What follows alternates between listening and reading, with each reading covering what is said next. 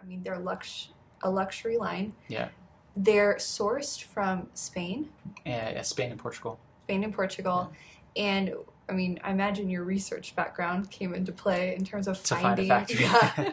Yeah, it was like, well, thankfully we had like 200,000 Instagram followers before we launched shoes. That's awesome. So we had a lot of shoe factories hitting us up on social media, like, hey, let us make you shoes. Let us make shoes for you. Mm-hmm.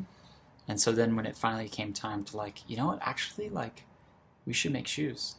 I just turned to social media and like started doing my own digging on some of these factories, figuring out who produces there. And then we the factories that we make with now were actually both found through Instagram. So kind of interesting. That is crazy that. Yeah. But you say specifically you focus on offering bold, high quality designs for a fraction of the retail price. Yeah.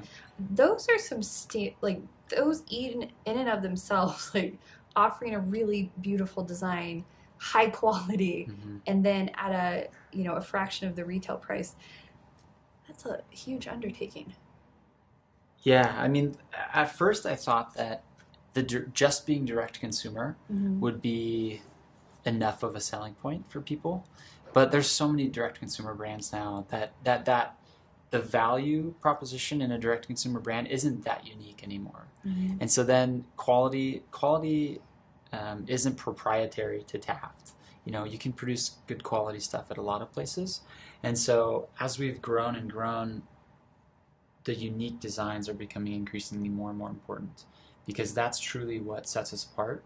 Quality, the price, the value, you can copy those things. Uh-huh. But the designs are what get people in the door, and then the quality and the value proposition keep them buying their second and third and fourth pairs. But the most important thing right now is definitely our designs. I think I would recognize a Taft shoe. Yeah, that's the goal. That's the goal. We don't want to be, there's so much noise of like plain brown, plain black, cap toes, Oxfords, wingtip. It's like so many brands doing the same thing at so many different price points.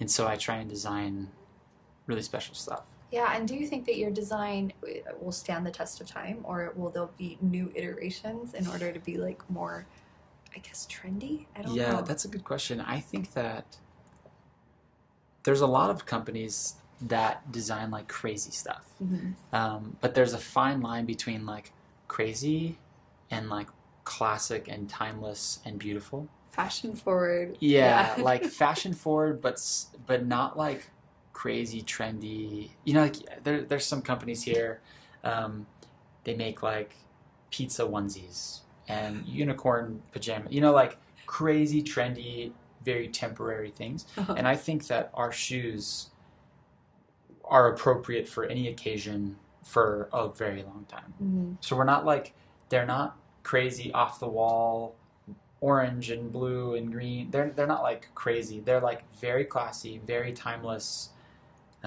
but bold and unique. So it's a fine line, but I think that we've found the timelessness of like of our designs. I think you have too, because I think I can imagine it placing really well from New York City to Portland, Oregon. Yeah, I could see your line just showing up anywhere. Yeah, there's not one spot of the country that we're successful. Like we are successful across the whole country, and I think that that's because we're not going after a specific niche trend. We're just going after unique men's footwear.